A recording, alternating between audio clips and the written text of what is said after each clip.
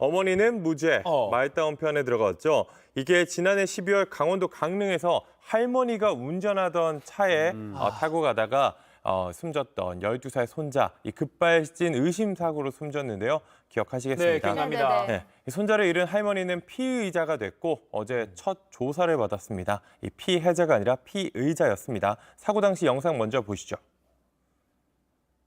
네, 검은색 SUV가 갑자기 빠르게 질주하죠. 앞차를 저렇게 들이받고도 계속해서 앞으로 향해 갑니다. 그리고 중앙 분리대를 들이받은 뒤에 저렇게 나라가 수로에 떨어졌습니다. 이 60대 여성 A씨가 운전했던 차량인데요.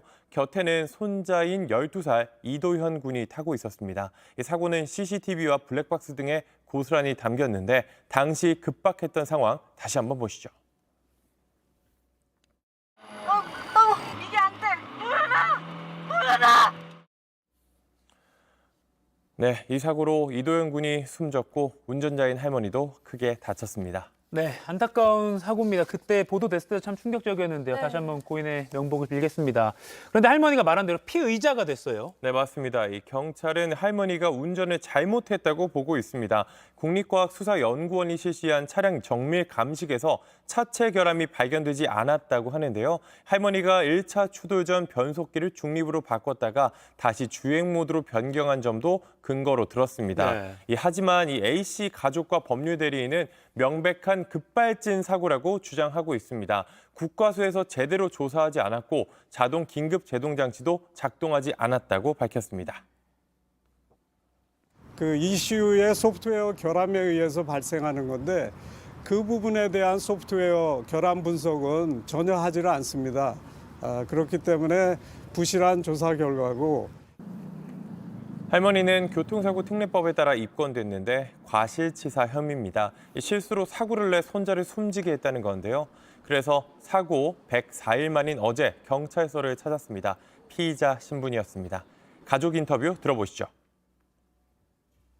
어쨌든 어머니는 죄가 없음을 저희는 확실히 하고요.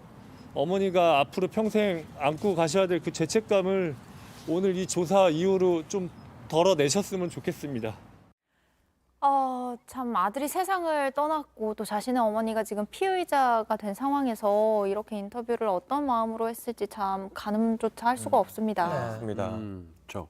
근데 사실은 저거 그 화면을 봐도 뭔가 좀 많이 이상해 보여요. 네. 그렇죠. 그런데 이 차량에 결함이 있는 걸 운전자, 이 소비자가 이걸 어떻게 다 증명을 할 수 있어요? 그 제조사가 이거를 증명해야 되는 거 아닐까요? 네, 쉽지 않지만 현재로서는 법이 그렇습니다. 네. 이 현행 제조물 책임법에 따라서 운전자가 차량을 정상적으로 사용했고 차량의 결함 없이는 일어나지 않을 사고였다는 걸 피해자가 증명해야만 손해배상 책임이 인정되기 때문입니다.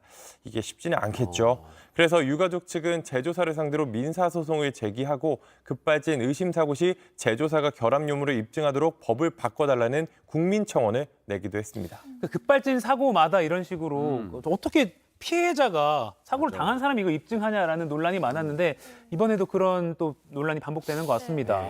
네, 다시 한번 고인의 명복을 빌겠고요. 경찰이 어떤 결론을 내릴지 지켜보겠습니다.